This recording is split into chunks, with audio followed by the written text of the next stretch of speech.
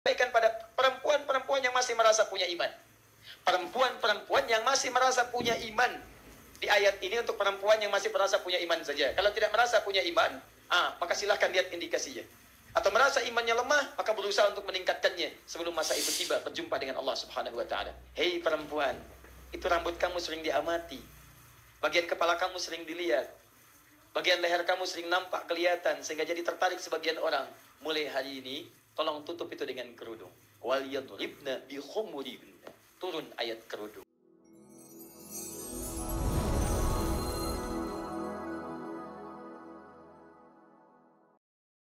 Jangan ada lagi pelecehan pada perempuan. Jangan ada lagi anggapan sembarangan pada perempuan. Lihat, jangan ajari orang Islam tentang bagaimana caranya menghormati HAM bagi perempuan. Karena Islam yang pertama kali mengangkat derajat perempuan dalam nilai-nilai kehidupan di bumi.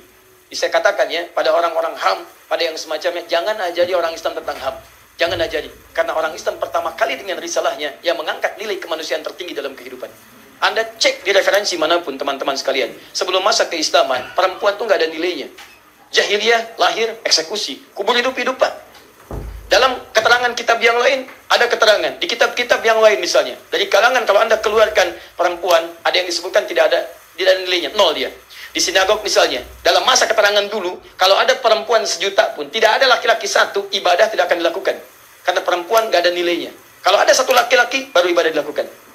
Baik, silakan cek di kitab perjanjian yang lama. Anda akan temukan teman-teman, statement yang sangat luar biasa dahsyatnya dan begitu luar biasa menyedihkan. Perempuan dianggap jelmaan daripada iblis. Kenapa? Karena Adam alaihissalam ketika digoda oleh iblis, itu dia bisa menjauh. Tapi kemudian iblis datang lewat istrinya Hawa. Begitu datang, Hawa diminta dirayu, dibujukan kepada Adam. Dua-duanya kemudian didorong. Begitu datang lewat istrinya, Adam kemudian tergoda, datang dan memakan buah larangan itu. Maka disebutkan dalam keterangan, Hawa bekerja sama dengan iblis dan dia jelmaan daripada iblis. Dahsyat, luar biasa buruknya. Tapi pada masa Islam, semua nilai keburukan itu satu-satu dipangkas, pangkas, sampai hilang sama sekali. Dari yang tidak punya nilai, pakaian seadanya, jadikan barang sebagai barang hiasan, barang tukaran, bahkan disamakan dengan barang dagangan yang bisa ditukar satu dengan yang lainnya. Buruknya jahiliyah, bahkan sudah menikah pun itu kalau bosan bisa tukaran. Ya, satu mengatakan, saya bosan dengan istri saya, tukaran yuk, ayo. Bisa jadi itu, Pak, itu saking buruknya, saking gak ada nilainya. Maka Islam kemudian turun dengan risalah, mula-mula dimuliakanlah, naikkan martabat perempuan. Kaitan dengan pembahasan kita, mulai tampilan dirubah. Nih, muslimah, tandai Allah akan mengangkat derajat dia dan merubah jalur hidupnya sampai kembali kepada Allah sejak peristiwa itu. Maka turunlah ayat yang pertama, Quran surah ke-24 ayat 31. Qul lil mu'minati yaghuddna min absarihinna wa yahfazna furujahunna wa la yubdina zinatahunna illa ma dhahara minha wal yadribna bi khumurihinna. Ini poinnya. Dan katakan Muhammad sallallahu alaihi wasallam pada perempuan-perempuan yang beriman saja. Ibu tolong fokus di sini ya, dan akhwat muslimah dimanapun Anda berada. Kalau ada ayat Quran berisi perintah ditujukan dengan kalimat iman, artinya bukan cuma perintah nilainya, tapi iman kita dipertaruhkan di situ. Jadi kalau ada yang melanggar ketentuan itu, bukan cuma dosa, ini menunjukkan indikasi bahwa imannya dalam keadaan lemah pada saat itu. Ingat baik-baik ya, ini patokannya. Kalau ada ayat Quran dibuka dengan kalimat iman, maka informasi di ayat itu sekaligus menunjukkan indikator tingkat keimanan kita. Misal, kalimat iman pertama di Quran disandingkan dengan salat. Quran surah kedua ayat ketiga. Alladzina yu'minuna bil ghaib wa yuqimunas shalah. Salat disandingkan dengan iman. Artinya, penegakan sholat, pelaksanaan sholat sekaligus jadi indikator tingkat keimanan kita. Kalau Anda sedang semangat sholat, berangkat ke masjid, jamaah, saf pertama, tandai teman-teman, iman Anda sedang kuat. Anda mau tahajud saat orang nonton bola, Anda tahajud. Saat orang sibuk, Anda duha. Saat orang sibuk di luar, Anda ke masjid. Itu tandanya iman Anda sedang menguat di situ. Tapi kalau kira-kira dalam ada kondisi Anda malas ke masjid, malas bangun, senang dengan lawannya, itu menunjukkan iman sedang bermasalah. Dan ayat tentang perubahan keadaan perempuan dibuka dengan kalimat iman. Artinya, mari kita lihat ukuran tingkat keimanan perempuan dan Anda bisa ukur pada keluarga Anda di rumah. Jangan tunjuk orang lain dulu. Jangan-jangan satu telunjuk-menunjuk pada orang lain dan tetangga, 3 menunjuk pada keluarga Anda. Lihat baik-baik. Wa kullil mu'minati, katakan pada perempuan-perempuan yang masih merasa punya iman. Lihat, yaghdudna min absarihinna, jaga pandangannya. Dia hanya boleh melihat yang baik-baik saja. 1. Wa yahfadna furujahunna, dan jaga kemudian kehormatan dirinya. Jangan sampai bersentuhan dengan yang bukan mahramnya. Jangan sampai mudah kemudian untuk menjual keadaan dirinya. Karena jahiliyah melakukan itu. Perempuan beriman jangan sampai menjual kehormatannya untuk bisa menggadaikan imannya. Perempuan jangan sampai menjual keadaan pandangannya untuk meruntuhkan kekuatan imannya. Jaga pandangan kamu, jaga dengan baik, jaga keadaan dirimu, jangan serahkan kehormatanmu pada orang lain. Kamu lebih daripada ratu. Hei perempuan beriman. Kalau kita katakan pada bahasa kita sekarang, tidak setiap orang bisa bersalaman dengan Ratu Elizabeth. Tidak setiap orang bisa bersalaman dengan Ratu A, Ratu B. Kenapa? Karena dia ratu. Ketika seorang akan bersalaman, harus melalui prosedur yang sangat ketat. Dalam Islam, setiap perempuan beriman, dialah ratu yang sesungguhnya. Karena ratu, dia tidak boleh disentuh, kecuali orang yang berhak dan sudah mengalami prosedur untuk menyentuh ratu yang dimaksudkan. Jadi kalau nanti ibu misalnya, atau akhwat-akhwat sekalian, ada dalam satu komunitas, tiba-tiba seorang laki-laki nyosor pengen salaman, katakan, saya ratu, Anda siapa? Masya Allah. Lalu dia katakan, saya raja. Misalnya, baik, tapi raja yang belum melewati prosedurnya. Tapi kan namamu sudah tertulis di hatiku, tuliskan di buku nikah. Bikin status. Baik. Iya, bikin status. Jangan cuma keterangan cepat, bohong-bohongan. Kalau ada pria-pria ngasih keterangan cepat tapi isinya bohong-bohongan, pria itu pria? Udah. Dapat kosakata baru subuh ini. Luar biasa.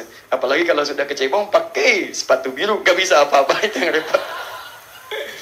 Sudah. Lihat sini. Kita pembahasan, bukan masalah lain. Awas, hati-hati. Itu urusan yang lain. Teman-teman, sudah lihat sini. Fokus. Turunlah ayat ini untuk menutup yang tidak boleh terbuka. Perhatikan baik-baik. Wala yubdina zinatahunna. Masih ingat tadi? Tabarruj antazayyanatil mar'ah. Dari kata zina.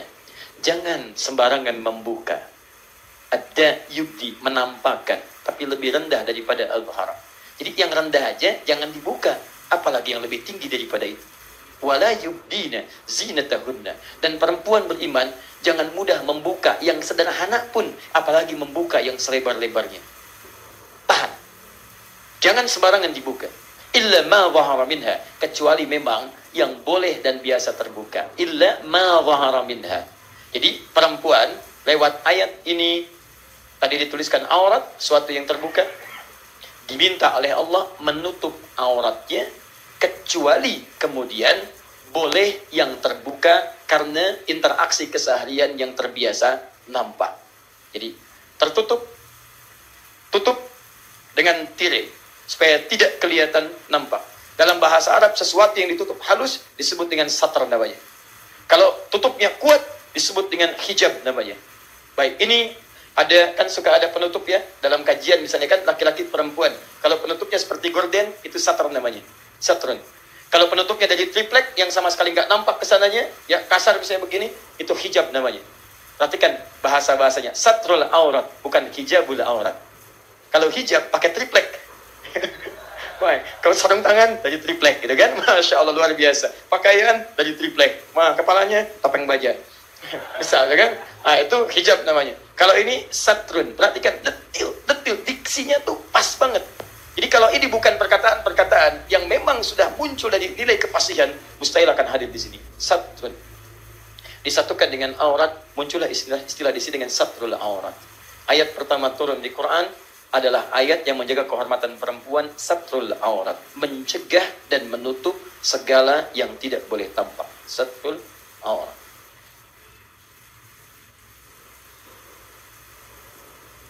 Fokus. Pertama kata Quran, tutup semua kecuali yang biasa nampak. Nah, satrul aurat di sini teman-teman sekalian dibagi dua bagian. Pelan-pelan. Satrul aurat, nanti auratnya dibagi pada dua bagian. Pertama ada aurat satrun. Aurat satrun, aurat yang ditutup. Jadi memang normalnya mau dilihat orang mau tidak tutup. Tutup.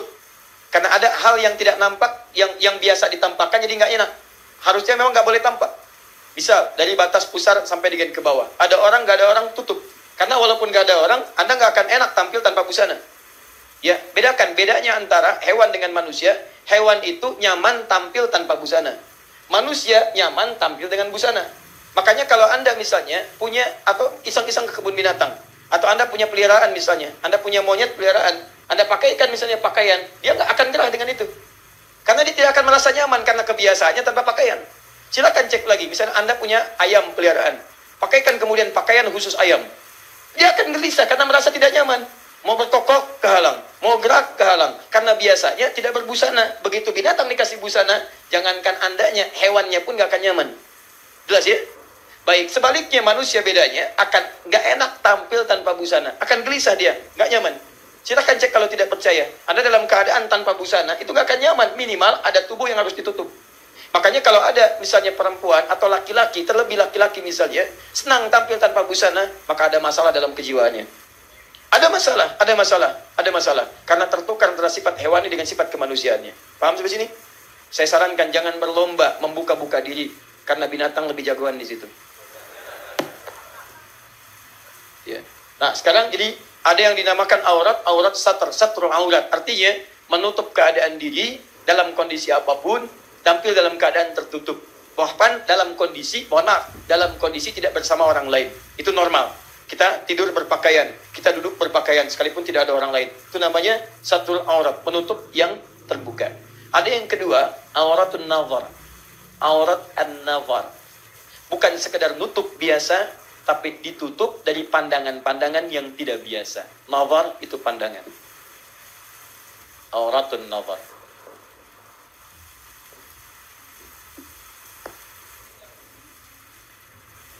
Sudah?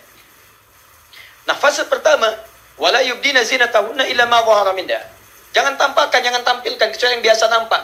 Biasa nampak itu ada kalinya sendirian, ada kalanya kemudian di hadapan orang banyak. Kalau sendirian, tutup. Jangan berlebihan, jangan dibuka semua. Kalau di hadapan orang yang banyak, silahkan Anda tutup dengan baik, dan ada yang nampak yang biasa dilihat. Tapi hati-hati kata Quran, ada yang kedua isyaratnya. Auratun nazar, yang terbiasa orang menelisik untuk melihat itu lebih dalam. Maka dalam konteks inilah kemudian, Quran menurunkan kalimat selanjutnya untuk membatasi yang biasa diamati oleh orang lain. Wajah, bagian kepala, kadang-kadang ingin lihat, ini siapa dia, ini siapa, ini itu, dan seterusnya. Maka turunlah kemudian, wal yadribna bihumurihinna. Hei perempuan, itu rambut kamu sering diamati. Bagian kepala kamu sering dilihat. Bagian leher kamu sering nampak, kelihatan, sehingga jadi tertarik sebagian orang. Mulai hari ini, tolong tutup itu dengan kerudung. Wal yadribna bihumurihinna. Turun ayat kerudung. Tutup. Kerudung. Ya. Lihat fasenya. Lihat fase awalnya. Tidak langsung kemudian pakaian menutup keseluruhan terlebih dahulu. Kerudung. Tapi tidak sampai dengan kerudung saja. Karena ada kalimat juyubihinna. Sampai ke batas bagian tubuh. Tubuh bawah artinya menutup leher. Jadi yang diminta oleh ayat ini bukan sekedar kerudung bungkus. Bukan. Anda tahu kan, kalau misalnya ada barang dibungkus, bungkus. Jadi gitu kan. Tidak, ini bukan cuma bungkus. Bedakan bungkus dengan tutup. Kata Quran, tutup dengan kerudung sampai melewati lehernya. Minimal pada batas tubuh. Jadi awal-awal pakai kerudung, leher jangan kelihatan. Jadi jangan sampai kemudian kerudung dipakai begini, lehernya nampak begini misalnya. Jelas ya? Nah ini fase awal ayat pertama turun. Saya bacakan satu keterangan yang sangat baik sekali. Saya simpulkan di sini. Ini pada hadis riwayat Al-Bukhari. Nanti teman-teman saya coba titipkan di media. Ini nanti bisa dikopi oleh teman-teman sekalian di kesimpulan 4 mazhabnya. Nanti saya bacakan di akhirnya. Baik, saya langsung bacakan. Lihat di Al-Bukhari nomor hadis 4759. Ya, saya bacakan hadisnya. Lamma nazalat hadhil ayat wal yadribna bi khumurihinna ala juyubihinna. Ketika turun ayat ini tentang kerudung tadi, akhadna uzrahunna fashaqqahunna min qabal hawashi fakhtamarna biha. Maka ketika ayat itu turun, semua perempuan-perempuan beriman ingin membuktikan keimanannya di hadapan Allah. Maka mereka berebut mencari kain-kain yang mungkin didapatkan. Bahkan disebutkan di sini min kibalil hawashi, tidak sedikit dari orang yang perempuan yang merobek kain selimutnya hanya untuk sekedar membuktikan imannya di hadapan Allah Subhanahu wa taala. Anda bayangkan sifat orang-orang beriman pada masa itu. Begitu turun ayat, nggak nanya, kok ditutup ya? Ya. Kok begini ya? Ya. Kok begitu ya? Ya. Baik teman-teman, tiba-tiba apa yang terjadi? Yang jadi pertanyaan mereka hanya satu, apakah keimanan saya benar diakui oleh Allah Subhanahu wa taala atau tidak? Maka mereka berlomba membuktikan keimanannya. Bukan masalah kerudungnya. Bukan masalah kerudungnya, tapi masalah imannya, itu poin pentingnya. Ya, itu yang penting, saya dapat pengakuan dari Allah. Mau kerudung begini, kerudung begitu, itu persoalan yang lain. Maka ada yang merobek selimutnya, ada yang merobek spraynya, ada yang merobek kainnya. Demi apa? Demi membuktikan keimanan di hadapan Allah Subhanahu wa taala. Zaman dulu nggak punya kerudung, robek selimut. Zaman sekarang kerudung apa model yang tidak ada? Kerudung apa? Sekarang terbentang. Zaman dibebaskan dari keburukan, dilindungi kehormatan, semua mencari barang untuk membuktikan keimanannya. Sekarang barang semua terbentang, dan tidak ada alasan bagi perempuan-perempuan beriman untuk menghindari nilai-nilai yang seperti itu. Teman-teman sekalian, saya kembalikan. Jadi mereka kemudian pakai itu untuk menutup bagian kepala sampai dengan ke bagian lehernya. Jelas sampai sini? Di fase pertama, turun ayat tentang kerudung. Ini cepat, dan ini bagian terakhir. Kemudian kejadian mulai tampak. Allah. Ada satu peristiwa. Zaman dulu, bahkan awal keislaman, tidak ada toilet umum. Itu masalahnya. Jadi kalau ingin buang hajat, rata-rata ke kebun kurma. Datang ke kebun, hajat tuntas, kembali. Persoalannya, yang hidup bukan cuma laki-laki, ada pula perempuan. Jadi begitu keluar, kadang-kadang seringkali mendapatkan pelecehan, walaupun sudah ada tandanya. Dari siapa pelecehan itu? Muncul dari kalangan orang-orang yang hidup pada masa itu, dari kalangan preman-preman Madinah. Umumnya orang-orang Yahudi pada masa itu. Di zaman Nabi, awal-awal ada preman, Pak. Ini bukan cuma sekarang saja. Jadi kalau sekarang ada preman lagi, dia ketinggalan, telat, luar biasa. Kuno berapa kuadrat? 16 kuadrat, ya. Alhamdulillah. Bapak siapa? Preman. Bapak bukan. Siapa? Kuno 16 kuadrat. Balikan sini. Teman-teman, fokus. Banyak digoda sampai dilecehkan dan dilaporkanlah keesokannya peristiwa itu kepada Nabi sallallahu alaihi wasallam. Begitu dilaporkan, turunlah kemudian bagian fase yang terakhir, yang ini jadi inti pembahasan kita. Quran surah 33 ayat 59. Ya ayyuhan nabi qul li azwajika wa banatika wa nisa'il mu'minin. Hai Nabi, saya perintahkan kepadamu. Allah langsung yang perintahkan kepada Nabi. Katakan pada istri-istrimu. Saking pentingnya hukum di ayat ini, yang pertama diperintahkan adalah istri-istri Nabi dulu. Jadi kalau istri Nabi saja menggunakannya, maka ibu yang bukan istri Nabi lebih berhak untuk menirunya. Karena istri Nabi itu orang perempuan paling soleh di zamannya. Dekat dengan Nabi saat hidupnya. Di akhirat sesurga bersama Nabi. Ketika perintah turun, mereka kerjakan. Ibu istri Nabi bukan. Sahabat Nabi bukan. Tetangga Nabi bukan. Hidup dengan Nabi tidak. Tidak ada turun jaminan surga untuk ibu sampai dengan saat ini. Maka ketika ayat itu turun, ibu lebih berhak menunaikannya dibandingkan dengan kalangan-kalangan masa lalu. Wa banatika, dan putih-putihmu. Wa nisa'il mu'minin, dan sampaikan pada perempuan-perempuan yang masih merasa punya iman. Perempuan-perempuan yang masih merasa punya iman. Di ayat ini untuk perempuan yang masih merasa punya iman saja. Kalau tidak merasa punya iman, maka silahkan lihat indikasinya. Atau merasa imannya lemah, maka berusaha untuk meningkatkannya sebelum masa itu tiba, berjumpa dengan Allah Subhanahu wa taala. Teman-teman sekalian, apa itu? Yudnina alaihinna min jalabibihinna. Mulai sekarang, kalau tadi kerudung saja, kalau kerudung kan umumnya nutup bagian kepala paling belakang kan? Ya kan? Kemudian, biasanya kalau kerudung kan simple ya. Simple, kemudian tutup sampai sini. Mulai sekarang kata Al-Quran, tolong kemudian rendahkan. Berubah dari khumar jadi jilbab. Jilbab. Rendahkan kemudian penutup bagian atas itu, dirubah kalimatnya dari khumur jadi jilbab. Yudnina alaihinna min jalabibihinna. Dari jilbab-jilbab mereka.